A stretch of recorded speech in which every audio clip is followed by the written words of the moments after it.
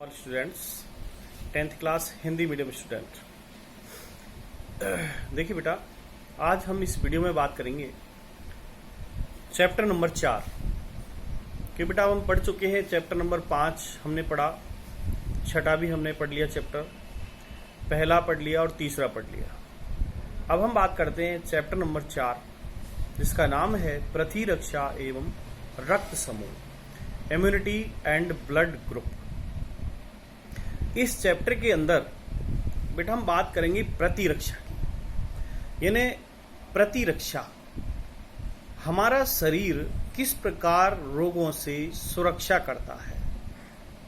शरीर में ऐसी कौन सी प्रतिरोधक क्षमताएं पाई जाती है जिनके द्वारा वो हमें रोगों से बचाती है।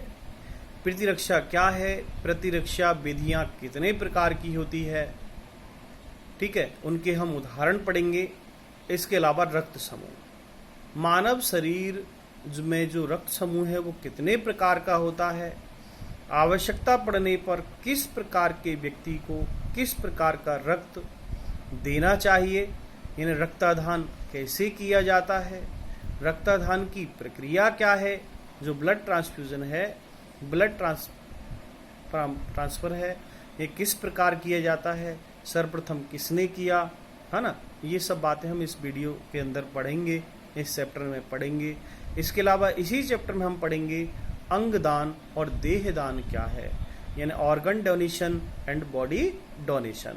तो लेट्स नाउ स्टार्ट वीडियो। इस वीडियो में टॉपिक नंबर 4, ये चैप्टर 3 नंबर का है। बोर्ड एग्जाम के अंदर इसमें से 3 क्वेश्चन आते हैं और वो तीनों ही क्वेश्चन एक नंबर के हैं। तो देखिए बेटा, बोर्ड के अकॉर्डिंग हमें इस चैप्टर में से छोटे छोटे क्वेश्चन जितने भी हैं वो सभी लर्न करने हैं। इस चैप्टर में से बड़ा क्वेश्चन नहीं आता है क्योंकि लेसन भी ज़्यादा बड़ा भी नहीं है, छोटा भी मीडियम लेसन है और 3 अंक का है। तो बेटा ये 3 अंक हमें किसी भी तरह नहीं छोड़ने हैं। इसके लिए आप मेरे वीडियो को आप ढंग से देखें और आपकी फेयर कॉपी के अंदर उनको आप नोट डाउन करें और आप फेयर बुक भी करते रहें। तो देखिए बेटा, इस चैप्टर का जो पहला क्वेश्चन है वो है इम्यूनिटी या प्रतिरक्षा।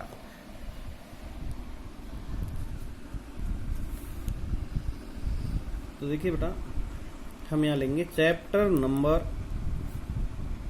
4। चैप्टर का नाम है प्रतिरक्षा एवं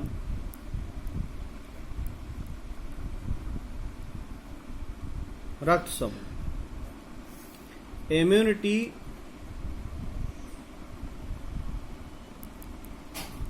एंड ब्लड ग्रुप। ठीक है बेटा, तो पहला क्वेश्चन हम लेते हैं इसके अंदर प्रतिरक्षा। तो परिभाषा लिखना बेटा, इसमें मानव शरीर में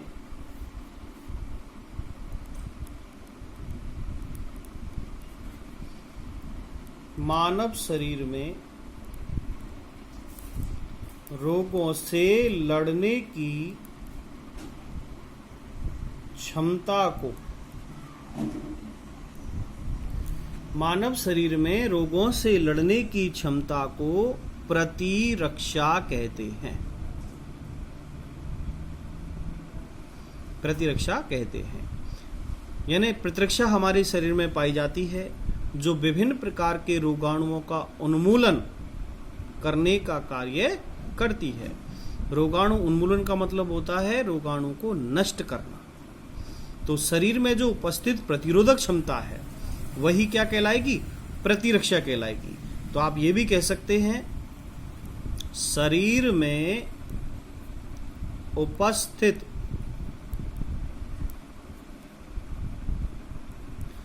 प्रतिरोधक क्षमता, शरीर में उपस्थित प्रतिरोधक क्षमता को प्रतिरक्षा कहते हैं, या रोगों से लड़ने की क्षमता को प्रतिरक्षा कहते हैं। यानी capability of fight of disease is called immunity, रोगों से लड़ने की क्षमता। तो देखिए बेटा, यानी रोगाणु उन्मूलन हेतु शरीर में जो विभिन्न प्रकार की जो क्रियाएं हैं वो सब होती है, और इन सब का जो अध्ययन है हम करते कहाँ है? प्रतिरक्षा विज्ञान में। तो एक और टॉपिक लिखें आप छोटा सा, प्रतिरक्षा विज्ञान यानी इम्यूनोलॉजी।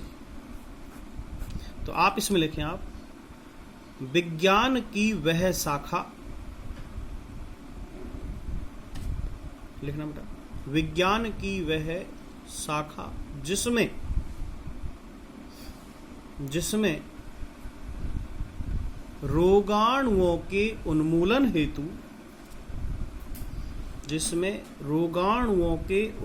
हेतु शरीर में होने वाली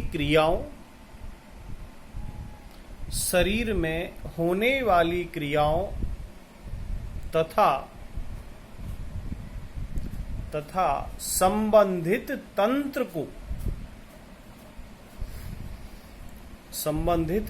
को प्रतिरक्षा विज्ञान कहते हैं। प्रतिरक्षा विज्ञान कहते हैं।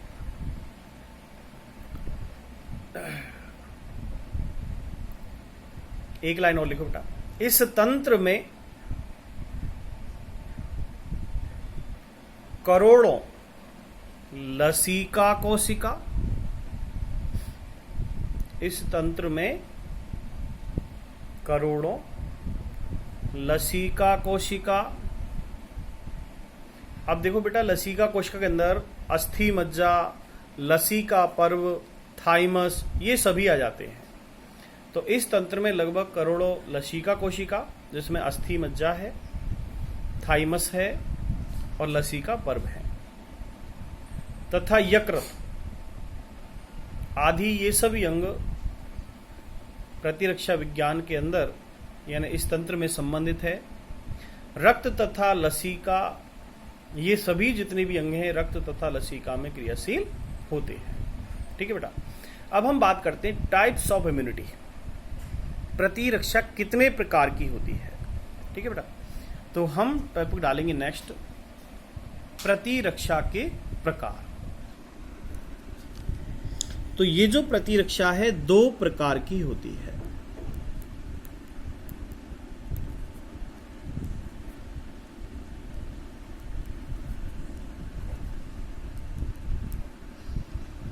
देखिए, प्रतिरक्षा 2 प्रकार कौन सी है? एक तो होती है जन्मजात या स्वाभाविक, जो किसी भी व्यक्ति में, बालक में जन्म से ही आती है।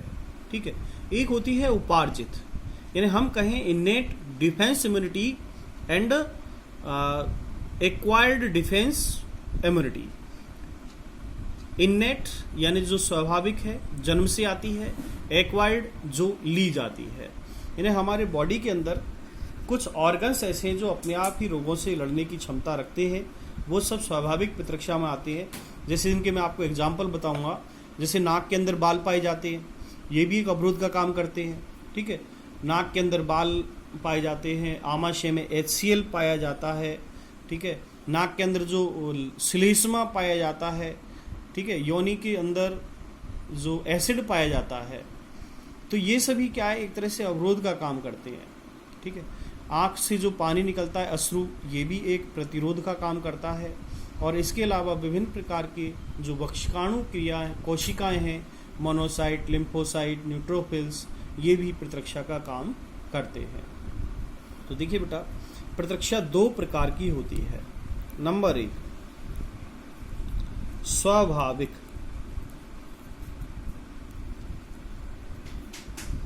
प्रतिरक्षा, और दूसरी उपार्जित प्रतिरक्षा।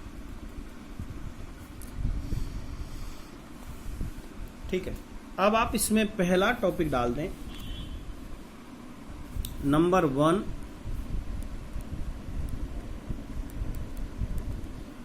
स्वाभाविक प्रतिरक्षा। आप इसमें 2 लाइन लिख लें, यह प्रतिरक्षा जन्मजात प्रतिरक्षा होती है। जन्मजात प्रतिरक्षा होती है। यह प्रतिरक्षा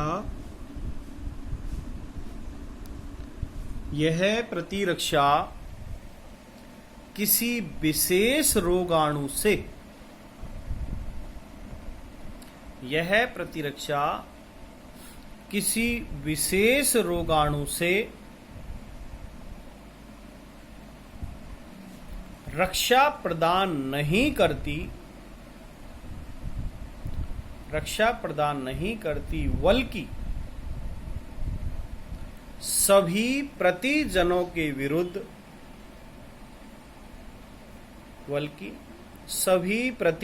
के विरुद्ध समान रूप से कार्य करती है। समान रूप से कार्य करती है। तो देखिए बेटा, ये स्वाभाविक प्रतिरक्षा है, इसे जन्मजात प्रतिरक्षा भी कहते हैं। और इस प्रतिरक्षा में क्या होता है कि यह प्रतिरक्षा कोई विशिष्ट रूप से रक्षा नहीं करती, बल्कि जो प्रतिजनों के विरुद्ध है वो कार्य करती है। अब प्रतिजन क्या है? प्रतिजन ऐसे पदार्थ होते हैं या बाहरी रोगाणु हैं जो हमारे शरीर में प्रवेश कर जाते हैं, चाहे वो भोजन के माध्यम से, श्वसन के माध्यम से, या किसी बाहरी प्रवेश के माध्यम से, जनन के माध्यम से। कोई भी ऐसा बैक्टीरिया या कोई पैथोजेंस बॉडी के अंदर इंटर कर गया तो उसको ये क्या डैमेज करता है।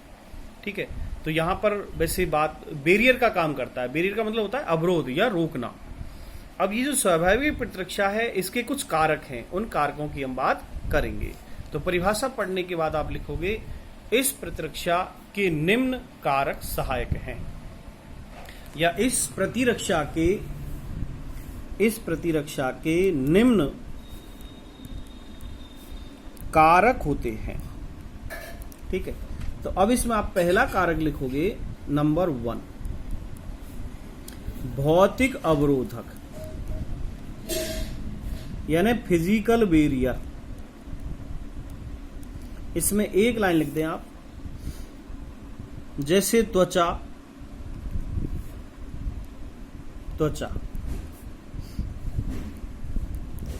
नासिका रोम, भाई त्वचा है, नासिका रोम यानी नाक में पाए जाने वाले बाल, नासिका रोम, कशाभ, पक्षमाभ, ये पतले पतले जो रोम हैं उनको कहते हैं। नाक में श्लेष्मा आदि, ये भौतिक अवरोध का काम करते हैं। यानी यदि हमारे शरीर में कोई बाहर से कोई भी डस्ट के साथ कोई रोगाणु या सूक्ष्म जीव अंदर जाता है तो उसको अवरोध का काम, भौतिक अवरोध यानी फिजिकल बैरियर, भौतिक रूप से रोकने का काम करती है त्वचा, नाक में पाए जाने वाले रोम, कसाव या पक्षमाभ, और नाक के अंदर श्लेष्मा। ये सभी भौतिक अवरोध के रूप में काम आते हैं। सेकंड,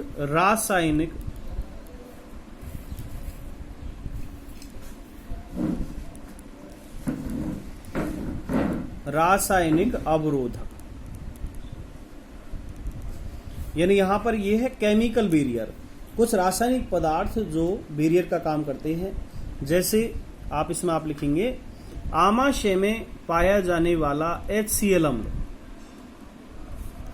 आमाशय में HCl हाइड्रोक्लोरिक अम्ल, तो ये क्या है? एक रासायनिक पदार्थ है।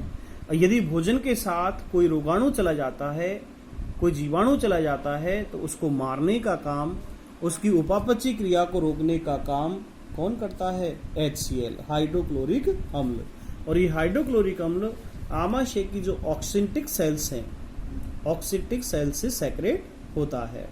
ठीक है, यानी hydrochloric acid secrete by oxyntic cell of stomach. ठीक है बेटा, तो आमाशय में जो HCl है वो रासायनिक अवरोध का काम कर रहा है। इसके अलावा देखें हम योनि का यदि हम देखें pH मान लगभग 6 से कम होता है और इसमें अम्ल पाया जाता है, तो योनि में उपस्थित लैक्टिक अम्ल, lactic acid present in vagina, vagina में जो लैक्टिक एसिड पाया जाता है इस लैक्टिक एसिड के कारण योनि में कभी भी कोई फंगस या कोई बैक्टीरिया रुक नहीं सकता। इसलिए इसको देखें तो विज्ञान की दृष्टि से पवित्र माना गया है, ठीक है, क्योंकि लैक्टिक एसिड के कारण इसमें कोई बैक्टीरिया नहीं रुक सकता है। कई बार जनन क्रिया के दौरान यदि कोई ऐसा बैक्टीरिया योनि मार्ग में चला जाता है तो वो लैक्टिक एसिड के द्वारा वो नष्ट हो जाएगा। तो यहाँ पर ये केमिकल बैरियर का काम करता है। इसके अलावा भी हम देखें तो यदि बॉडी के अंदर किसी प्रकार के रासायनिक तत्व यानी देह तरल के रूप में जो पाए जाते हैं, चाहे वो लार है, अश्रु है, पसीने हैं, ये भी सब रासायनिक अवरोध का काम करते हैं। लार, अश्रु, पसीना, इनके अंदर भी केमिकल पाया जाता है और ये सभी रासायनिक अवरोध का काम करते हैं। एक और डालिएगा, तीसरा अवरोधक है कोशिका अवरोधक। कोशिका अवरोधक, तो बेटा आप इसमें लिखोगे यानी हमारे शरीर में कुछ भक्षकाणु कोशिकाएं पाई जाती है। भक्षकाणु, भक्षकाणु का मतलब होता है शरीर में यदि कोई रोगाणु प्रवेश कर जाता है तो उसको मारने वाली कोशिकाएं हैं, उनको फैगोसाइट सेल्स या भक्षकाणु कोशिका कहते हैं। तो यहाँ भक्षकाणु कोशिका के अंदर क्या क्या पाए जाते हैं, तो देखो बेटा इसमें लिखोगे आप मोनोसाइट।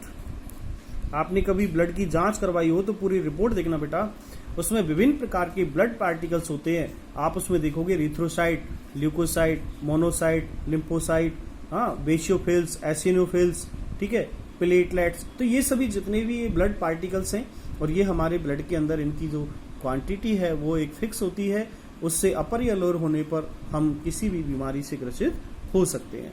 तो देखिए बेटा भक्षकाणु कोशिका के अंदर मोनोसाइट एंड लिम्फोसाइट, वेसोफिल, न्यूट्रोफिल्स, तो ऐसी कुछ यानी ये श्वेत रुधिर कणिकाएं WBC के पार्ट हैं, ये पाए जाते हैं। और WBC का काम हमारे शरीर में रोगों से लड़ने की क्षमता है। और WBC यदि हमारी अच्छी होती है, मजबूत होती है, तो वो शरीर लगभग निरोगी रहता है। क्योंकि जैसे RBC का काम है तो ऑक्सीजन परिवहन करना है, हीमोग्लोबिन का परिवहन करना है, और WBC हमें रोगों से बचाती है, और प्लेटलेट्स रुधिर का थक्का जमाने में सहायक है। ठीक है बेटा। इसी तरह हम देखें तो चौथा जो बैरियर है वो ज्वर और सूजन। यदि बॉडी के में ज्वर यानी हल्का तापमान बढ़ जाए या किसी अंग में सूजन आ रही हो तो उसमें भी क्या है कि बैक्टीरिया पनप नहीं सकता है। तो ये हम बात कर रहे थे बेटा स्वाभाविक प्रतिरक्षा, जन्मजात प्रतिरक्षा जो जन्म से ही हमारे शरीर में उपस्थित होती है। इन प्रतिरक्षाओं में से किसी भी प्रतिरक्षा को हम ग्रहण नहीं करते, ये हमें बाहरी रूप से शरीर में आंतरिक रूप से पाई जाती है, और इनके द्वारा हम आसानी से क्या विभिन्न प्रकार के रोगाणुओं को रोकने की क्षमता रखते हैं। अब दूसरी जो प्रतिरक्षा है, प्रतिरक्षा विधि, पहली प्रतिरक्षा विधि थी स्वाभाविक प्रतिरक्षा और दूसरी प्रतिरक्षा विधि है उपार्जित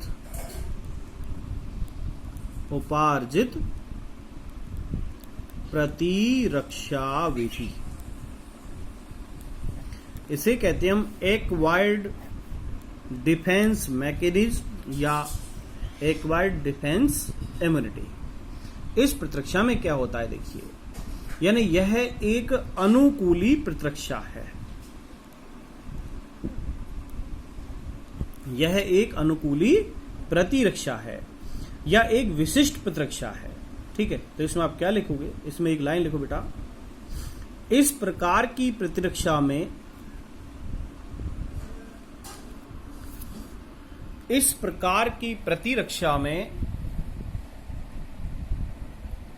एक पोषक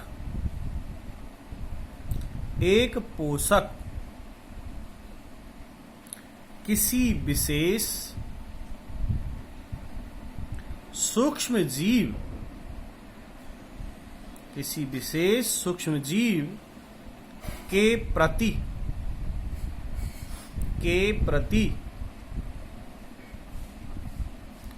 अत्यंत घातक होती है,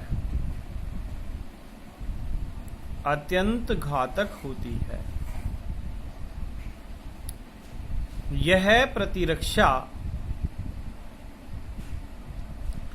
प्रतिजन के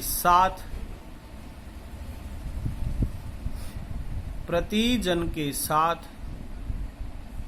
विशिष्ट प्रकार की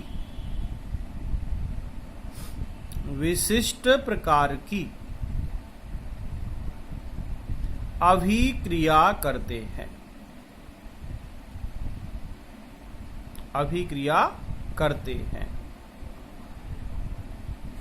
इन अभिक्रियाओं के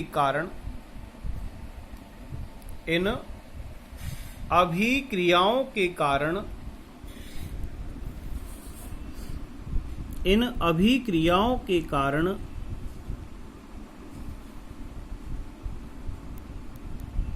कोशिका, देख लो बेटा, कोशिका माध्यित प्रतिरक्षा, इसे कहते हैं CMI, सेल मीडिएट इम्यूनिटी। कोशिका माध्यित प्रतिरक्षा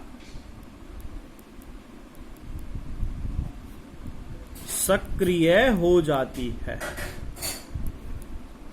कोशिका माध्यित प्रतिरक्षा सक्रिय हो जाती है।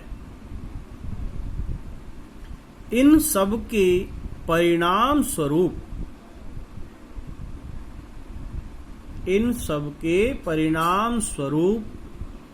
शरीर में प्रतिजन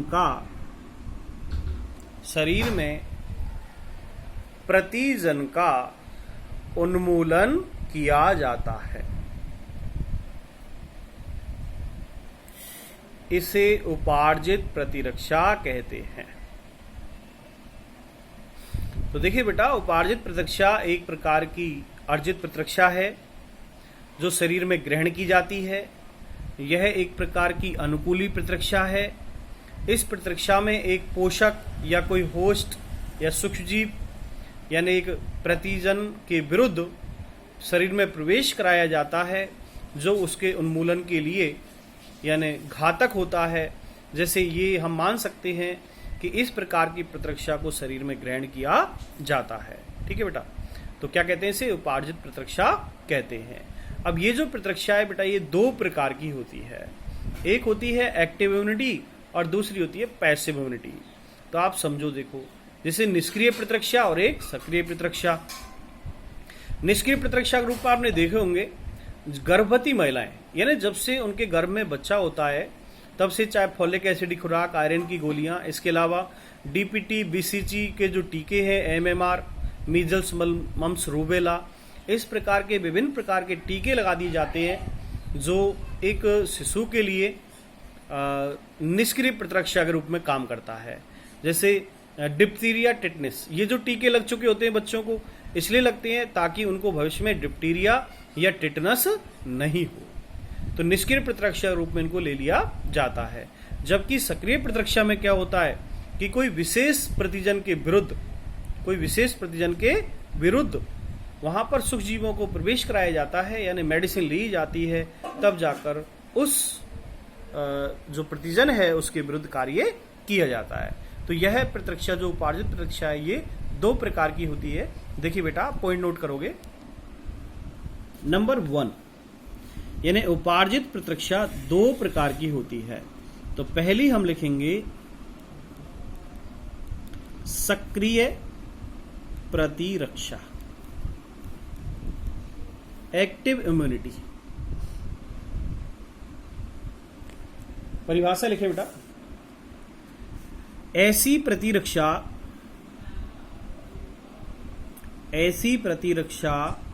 जिसमें शरीर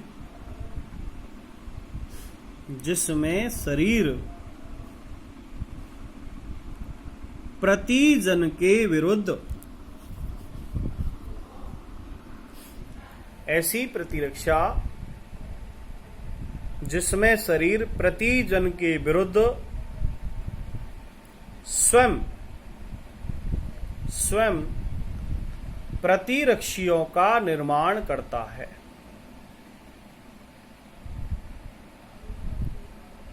स्वयं प्रतिरक्षियों का निर्माण करता है। यह प्रतिरक्षा केवल उस विशिष्ट प्रतिजन के लिए होती है।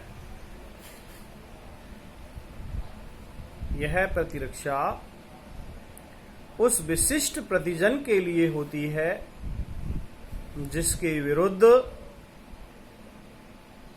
प्रतिरक्षी का निर्माण होता है। तो देखिए बेटा क्या होता है कि इस प्रतिरक्षा में जो हमने अर्जित किया है, चाहे वो सूक्ष्मजीव के रूप में लिया है, प्रतिरक्षी के रूप में लिया है, वो शरीर में जाकर जो जिस प्रतिजन के लिए, जिस विशिष्ट प्रतिजन के लिए उसको काम लिया गया है, उसके विरुद्ध वो प्रतिरक्षी उत्पन्न कर लेता है, उसको नष्ट करने का काम करता है। दूसरा जो प्रकार है बेटा इसका, वो है निष्क्रिय प्रतिरक्षा, यानी उसे हम कहेंगे पैसिव इम्यूनिटी। तो नंबर 2 लिखें आप, निष्क्रिय प्रतिरक्षा। पहली एक्टिव एंड सेकंड पैसिव। इसमें आप लिखो बेटा परिभाषा, इस प्रकार की प्रतिरक्षा में, इस प्रकार की प्रतिरक्षा में शरीर में किसी विशेष प्रतिजन के, किसी विशेष प्रतिजन के विरुद्ध बाहर से, किसी विशेष प्रतिजन के विरुद्ध बाहर से विशिष्ट प्रतिरक्षी प्रवेश कराए जाते हैं। विशिष्ट प्रतिरक्षी प्रवेश कराए जाते हैं। इस प्रतिरक्षा में शरीर द्वारा प्रतिरक्षी का, प्रतिरक्षी मतलब एंटीबॉडी, प्रतिरक्षी का निर्माण नहीं किया जाता है। प्रतिरक्षी का निर्माण नहीं किया जाता है। यानी इस प्रतिरक्षा में देखिए जो वो टीके लगते हैं, डिप्टीरिया, टिटनेस आदि, सब वो निष्क्रिय प्रतिरक्षा में आते हैं। तो इसका एग्जाम्पल लिख लेना आप, इसमें आप उदाहरण लिख लो, जैसे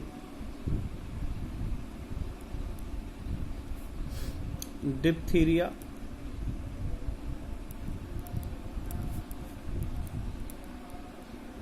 टिटनस के टीके। यानी डिप्थीरिया, टिटनस के जो टीके हैं वो एक प्रकार की निष्क्रिय प्रतिरक्षा है। ठीक है, तो हमने इस टॉपिक के अंदर स्वाभाविक और उपार्जित प्रतिरक्षा दोनों टॉपिक कंप्लीट किए। अब इसमें एक जो टॉपिक आया था, यानी उपार्जित प्रतिरक्षा के अंदर हमने एक टॉपिक पढ़ा था कि जो कोशिका माध्यिक प्रतिरक्षा उत्पन्न होती है, यानी जो भी हमने उपार्जित की है, जो भी हमने प्रतिजन लिया है उस प्रतिरक्षी के विरुद्ध, तो उसमें जो ये उत्पन्न हो जाती है उसकी फुल फॉर्म आपको याद रखनी है। फुल फॉर्म पूछ ली जाती है कि CMI का पूरा नाम क्या है। फुल फॉर्म ऑफ CMI का पूरा नाम, तो इसका पूरा नाम लिखेंगे। C का मतलब है सेल, CELL, सेल। M का मतलब है मीडिएट, और I का मतलब है इम्यूनिटी। ये तो इंग्लिश हो गया, सेल मीडिएटेड इम्यूनिटी। अब इसको हिंदी में आप लिख लो, सेल का मतलब कोशिका, ठीक है। मीडिएट का मतलब है माध्यित, और इम्यूनिटी का मतलब है प्रतिरक्षा। तो CMI का पूरा नाम कोशिका माध्यित प्रतिरक्षा। ठीक है बेटा, तो इस वीडियो के अंदर हमने पाठ नंबर 4 प्रतिरक्षा की बात की। प्रतिरक्षा की परिभाषा, प्रतिरक्षा विज्ञान और प्रतिरक्षा के प्रकार, स्वाभाविक और उपार्जित प्रतिरक्षा हमने पढ़ा उदाहरण सहित। कंप्लीटली आप इसको समझे होंगे। जो टॉपिक आपके समझ नहीं आया वो आप मेरे से व्हाट्सएप पे पूछ सकते हैं। Next, see you tomorrow. Thank you.